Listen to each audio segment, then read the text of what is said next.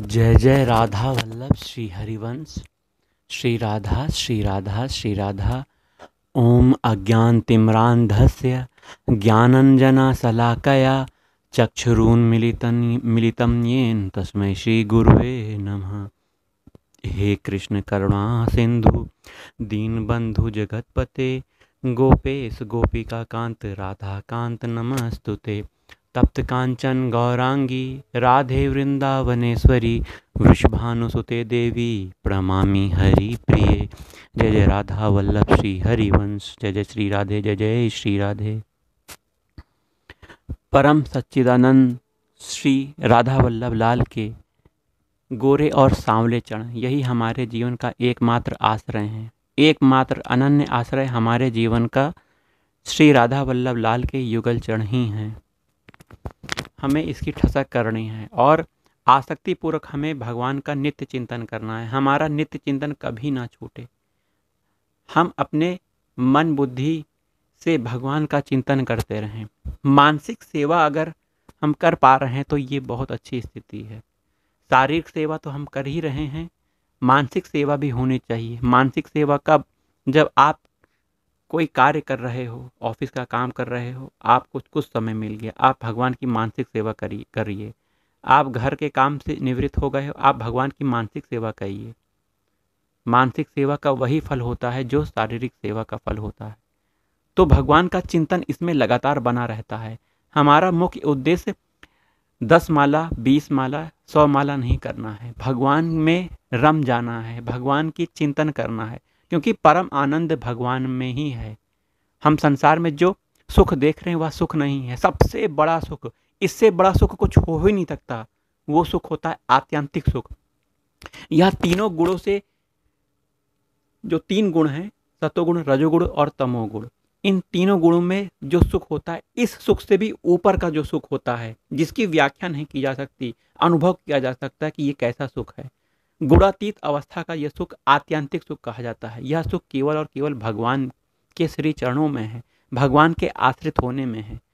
हमें अगर यह आत्यंतिक सुख प्राप्त हो गया, जो कि त्रिगुणातीत है, हमेशा रहने वाले हैं, अगर यह सुख हमें प्राप्त हो रहा है, भगवान की कृपा से मिल रहा है, तो हम अंतर्मुखी हो जाएंगे। हम अंतर्मुखी होकर यह सुख प्राप्त कर सकते हैं। यह सुख प्राप्त करने के लिए एकमात्र भगवान के आश्रित होना और उनकी शरण में होना बहुत जरूरी है। नित्य उनका चिंतन होना जरूरी है, तभी यह सुख प्राप्त होगा। जब यह सुख प्राप्त होने लगेगा तो आपको संसार के सभी सुख गौण लगने लगेंगे। आप किसी से बात नहीं करोगे, आप एकांतवास करना चाहोगे, आपका समय भगवान के लिए ही होगा। इसलिए ऐसे सुख को प्राप्त करने के लिए हमें भगवान की प्रेमा भक्ति करनी चाहिए। प्रेमा भक्ति बहुत दुर्लभ है, बहुत दुर्लभ है, लेकिन बहुत सरल भी है, बहुत सहज भी है। क्योंकि जो भगवान के शरण हो जाता है, गुरु संत महात्माओं के शरण में हो जाता है और उनकी आज्ञा पे चलता है। बात समझिए कि गुरु आज्ञा में रहना, उनकी कही बात को अक्षरशः पालन करना, जीवन में उतारना, यह है गुरु आज्ञा का पालन करने वाला भक्त इस आत्यंतिक सुख को प्राप्त कर सकता है। जो भक्ति के भाव रस हैं वो 5 प्रकार के होते हैं, आप सभी जानते हैं। शांत भाव, दास्य भाव, सख्य भाव, वात्सल्य भाव और माधुर्य कांता भाव। इसी पर आज चर्चा की जाएगी। इसमें जो शांत भाव है, शांत रस है, इस शांत भाव में भक्त के समस्त दैवी संपदा के गुणों का समावेश होता है। समस्त प्रकार के दैवी संपदा के गुण उस भक्त में पाए जाते हैं। वह शम दम संपन्न होता है, दोषों पर वह विजय प्राप्त कर चुका है। दोष कौन कौन से हैं? काम, क्रोध, लोभ, ईर्ष्या, मद, मत्सर आदि विकार जो होते हैं, उस पर वह विजय प्राप्त करता है। तभी वह शांत रस में स्थित होता है। भगवान में श्रद्धा, निष्काम भाव, तितिक्षा आदि उसके स्वभावगत होते हैं। यही उसकी निष्ठामयता है। शांत रस में भोग वासना, भोगासक्ति का स्थान बिल्कुल नहीं होता है। यही प्रेमा भक्ति की मूल भित्ति है, शांत रस। इसके अभाव में प्रेमा भक्ति का प्राप्त होना और रहना बहुत ही कठिन है। अब दूसरी स्थिति दास्य भाव की है। इस दास्य भाव, दास्य रस में भगवान की सेवा के अतिरिक्त अन्य कुछ भी ना तो अपेक्षित है, न ही चिंतनीय है। दास नित्य निरंतर भगवान की सेवा के लिए आकुल रहता है और सेवा में ही लगा रहता है। उसमें स्वामी सेवक भाव होने से बराबरी नहीं होती। वह अपने भगवान को परम पूज्य मानता है, अपने को अधम मानता है। सेव्य के प्रति सम्मान रहता है उस भक्त का। ऐसा सेवक अखिल जगत में जगन्नाथ के दर्शन करके नित्य सेवा प्रण रहता है। सर्वम खलमिदम ब्रह्म की भावना से वो भगवान को मानता है कि मेरे प्रभु सब जगह हैं। सिया राम मैं सब जग जानी, करहूं प्रणाम जोर कर पानी। वहीं सख्य भाव, जो सखा भाव है, उस भाव में भगवान के साथ तुल्यतामयी रति होती है। कौन सी रति होती है? तुल्यतामयी रति। इसमें संकोच, संभ्रम तथा उतना मान सम्मान नहीं हो रहता। इसमें अर्जुन, उद्धव आदि ऐश्वर्य ज्ञान युक्त सखा हैं और ब्रज के जो ग्वाल बाल हैं वो विशुद्ध भक्तिमय सखा हैं। ये सख्य रति में, ये जो सख्य रति है, इस सख्य रति के आदर्श ग्वाल बाल भगवान को अपनी बराबरी का मानते हैं। कंधों पर चढ़ा लेते हैं और भगवान के कंधे पे भी चढ़ जाते हैं। साथ साथ खाना खाते हैं, साथ साथ खेलते हैं। कभी मान करके रूठ जाते हैं तो भगवान श्री कृष्ण उनको मनाते हैं और श्री कृष्ण कभी जरा सा भी मुख उदास देखते हैं। ये भक्त अगर श्री कृष्ण का जरा सा भी मुख उदास देखते हैं तो वो रो रो कर व्याकुल हो उठते हैं और अपने प्राण देकर भी उन्हें सुखी देखना चाहते हैं। बहुत प्रेम करते हैं श्री कृष्ण अपने सखाओं से और सखा अपने भगवान श्री कृष्ण से। वहीं सख्य रस में जगत के सभी प्राणियों के साथ सहज मैत्री भावना भी हो जाती है। अब आगे की स्थिति वात्सल्य रस की है। वात्सल्य भाव में अपना सर्वस्व देकर प्राणों के आधार बालक भगवान की रक्षा सेवा की जाती है, क्योंकि वह भगवान उनके पुत्र के रूप में है। किनके? यशोदा मैया के, देवकी मैया के, कौशल्या मैया के। तो भगवान उनके पुत्र हैं, तो उनकी रक्षा की जाती है। उन्हें लाड़ लड़ाया जाता है, उनको भोजन प्रसाद दिया जाता है, उनको नहलाया दुल्हाया जाता है। हम भी भगवान को अपने पुत्र भाव से प्यार कर सकते हैं, उनकी सेवा कर सकते हैं। घर में हम भगवान श्री राम, भगवान श्री कृष्ण के लड्डू गोपाल की हम जो सेवा करते हैं वो पुत्र भाव से ही करते हैं कि हमारे ये पुत्र हैं। तो हमें जैसे अपने पुत्र की सेवा करनी चाहिए, उससे बढ़कर भगवान की सेवा करनी चाहिए पुत्र मानकर, तभी हमारा यह भाव पुष्ट हो सकता है। श्री कृष्ण यशोदा मैया का स्तनपान करके तथा नंद बाबा की गोद में बैठकर जो सुख लाभ करते हैं और जो सुख सौभाग्य उनको देते हैं, वह किस प्रकार का होता है कहा नहीं जा सकता। यह अनिवर्चनीय है, इसका वर्णन नहीं किया जा सकता। यशोदा मैया के भाग्य की सराहना नहीं की जा सकती है। बहुत भाग्यशाली हैं, इस जीवा से वर्णन नहीं किया जा सकता कितनी भाग्यशाली हैं, क्योंकि भगवान स्वयं उनके घर में उनके पुत्र रूप से में खेल रहे हैं। भगवान सुखदेव कहते हैं, गोपी यशोदा ने मुक्तिदाता भगवान श्री कृष्ण से जो अनिर्वचनीय प्रसाद प्राप्त किया, वह प्रसाद पुत्र होने पर भी ब्रह्मा को, आत्मरूप होने पर भी शंकर को तथा वक्षा स्थल पर नित्य विराजिता अर्धांगिनी होने पर भी लक्ष्मी को प्राप्त न हो सका। इसके बाद अंतिम भाव कांता माधुर्य भाव है। कांता भाव, मधुर भाव या माधुर्य भाव, सभी एक ही स्थिति है। इस भाव या रस का सबसे उच्च स्थिति कही गई है। यहाँ हम यह भी बता देना चाहते हैं कि जो प्रारंभिक अवस्था में शांत भाव है, उसके ऊपर का भाव है दास्य भाव। दास्य भाव में शांत भाव और सख्य दास्य भाव का दोनों का समावेश होता है। शांत रस और दास्य रस दोनों का समावेश होता है। वहीं ऊपर स्थिति में आपका सख्य भाव, सख्य भाव में शांत भाव और दास्य भाव और सख्य भाव तीनों का समावेश होता है।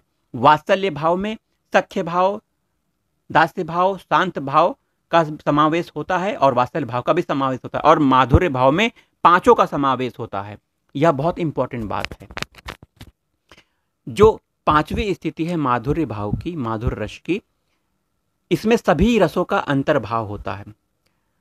इस रस के प्रणेता कौन है? गोपीजन हैं, श्री राधा रानी हैं, रुक्मणी जी हैं और जो लक्ष्मी जी हैं आदि इस मधुर भाव की आदर्श मानी गई हैं। भगवान की द्वारिका लीला में साधारणी रति, मथुरा में समंजसा रति, वृंदावन में समर्था रति मानी गई है। तो इन 3 प्रकार की रतियां जो हैं, जो कि साधारणी रति, मथुरा में समंजसा रति और वृंदावन में समर्था रति, इन तीनों की रति पर हम जरा चर्चा करेंगे। द्वारका लीला में यद्यपि संपूर्ण महाभागा महिषियों का चित्त मन सदा ही भगवान को समर्पित है, फिर भी वे वेद विधि के अनुगत कार्य करती हैं, शास्त्र मर्यादा के अनुसार सुख सौभाग्य से संपन्न भी हैं। स्वाभाविक ही गृहस्थ धर्म के अनुसार पुत्र कन्या आदि के लालन पालन की आशा से ये लोग युक्त भी हैं, और उनमें क्या है, आत्म सुख की भी आकांक्षा है। तो इस रति में आत्म सुख और कृष्ण सुख मिला हुआ है। क्यों आत्म सुख मिला है? अपनी भी कुछ इच्छा की पूर्ति हो रही है और भगवान श्री कृष्ण को भी सुख दिया जा रहा है, इसलिए यह मिश्रित है। अतः यह साधारणी रति है। आगे सुनिए, जिनमें पुत्र कन्या के लालन पालन की तथा अपने रक्षणावेक्षण की कोई आकांक्षा नहीं, श्री कृष्ण को सुख देना, उनसे सुख प्राप्त करना यूं समरस विलास है, वहां समंजसा रति है। कौन सी रति है? समंजसा रति। इसमें आशा आकांक्षा न होने पर भी परस्पर रूप गुण जनित सुख भोग की प्रधानता रहती है। परस्पर रूप गुण जनित सुख भोग की प्रधानता रहती है। वहीं गोपियों की स्थिति जरा सुनिए। गोपियों ने कौन सी तपस्या की थी जो वे नेत्रों को दोने बनाकर नित्य श्री कृष्ण की रूप माधुरी का पान करती रहती हैं। आहा, श्री कृष्ण का रूप क्या है, लावण्य का सार है। संसार में या उससे परे किसी का भी रूप इनके समान नहीं है। मेरे प्रभु बहुत सुंदर हैं। वास्तव में श्री कृष्ण का अर्थ तो आप सभी जानते हैं, सर्वाकर्षण, सभी को आकर्षित करने वाले। एक ऐसे चुंबक हैं जो इनको आंखों से निहार लेता है, उन्हें चिपका लेते हैं, अपने हृदय, अपने चरणों में बैठा लेते हैं और आंखों से, उस भक्त के आंखों से उनके हृदय में बैठ जाते हैं। अब वह भक्त कहीं जाने लायक नहीं रहता है, इतना प्रेम करते हैं सभी से। केवल एक बार देख तो लीजिए बांके बिहारी लाल को, राधा वल्लभ लाल को, राधा रमन बिहारी जी को। आप अपने नहीं हो जाओगे, आप लुट जाओगे, आप भगवान के हो जाओगे, भगवान आपको लूट लेंगे और इस लूटने में भी आपको वह परम सुख प्राप्त होगा। आप यही चाहोगे कि मैं ऐसा बार बार होता रहूं, मैं लुटता रहूं, भगवान का होता रहूं। तो गोपियां ऐसी स्थिति को देख रही हैं। संसार में या उससे परे किसी का भी रूप भगवान श्री कृष्ण के समान नहीं है। फिर बढ़कर होने की तो बात ही क्या है भाई। यह सौंदर्य सजाया सवारा हुआ बिल्कुल नहीं है। यह भगवान श्री कृष्ण का जो सौंदर्य है, यह स्वयं सिद्ध है। इस रूप को देखते देखते कभी तृप्ति नहीं होती है। मेरे प्रभु का रूप हमेशा जो भक्त होते हैं निहारते रहते हैं, उनकी पलकें नहीं झपकती हैं, ऐसे देखते हैं। मेरे गुरुदेव, मेरे पूज्य गुरु संत महात्मा ऐसे देखते हैं। और हमें भी भगवान से यही प्रार्थना करनी चाहिए कि हम भी एक टक भगवान को निहारते रहें और वो हमें निहारते रहें। प्रतिक्षण उनका रूप बदलता रहता है, उनको देखने से कभी हमें तृप्ति नहीं होती है। समग्र या समस्त ऐश्वर्य भगवान श्री कृष्ण के ही आश्रित हैं। केवल श्री गोपियां ही इस सुख रस सुख का सुधापान करती हैं, औरों के लिए यह दुष्प्राप्य है। सखी ब्रज सुंदरियां धन्य हैं, वे दूध दोहते हुए, दूध मथते हुए, धान कूटते हुए, घर को लीपते हुए, बालकों को पलने में झुलाते हुए, रोते हुए बालक को चुप कराते हुए, बच्चों को नहलाते धुलाते हुए, घर की झाड़ू फुहार मतलब सोहनी लगाते हुए, घर के सभी काम को करते हुए, श्री कृष्ण में ही चित्त लगा रहने के कारण प्रेम से भरे हृदय से, आंसू छलकते नेत्रों से, गदगद कंठ से सदा श्री कृष्ण की लीलाओं का गान करती रहती हैं। धन्य है ऐसी गोपियां।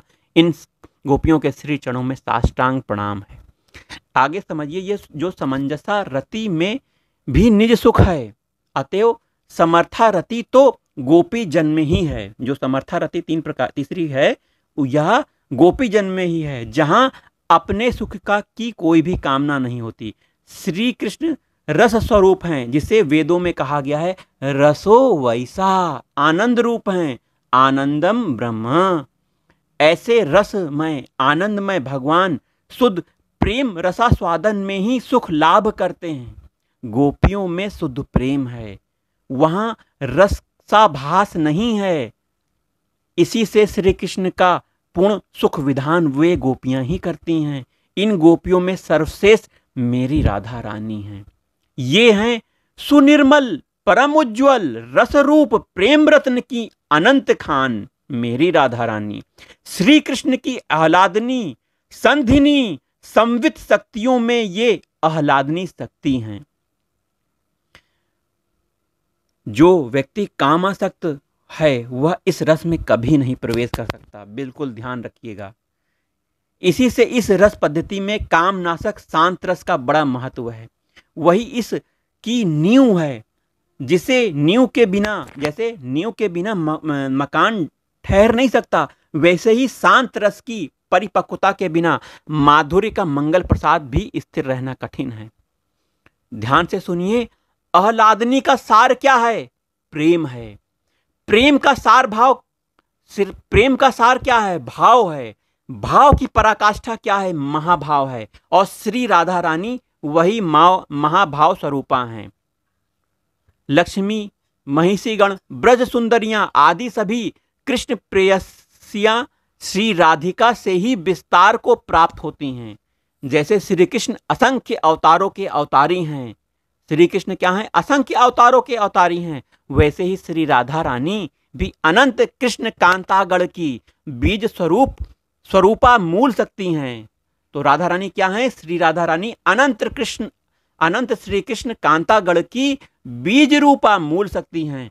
लक्ष्मी गण इनकी अंश विभूति, महिषीगण वैभव विलास और ब्रज सुंदरियां काव्य व्यूह रूपा हैं। ब्रज सुंदरियां क्या हैं? काव्य व्यूह रूपा हैं। तो हमें भगवान की भक्ति कैसे करनी है? भाव से करनी है। आप किसी भी भाव से भगवान की भक्ति कर सकते हो। भक्ति करने के लिए भगवान के शरणागत होना बहुत आवश्यक है। भगवान को अनन्य रूप से अपना मानना बहुत आवश्यक है। जय जय राधा वल्लभ श्री हरिवंश।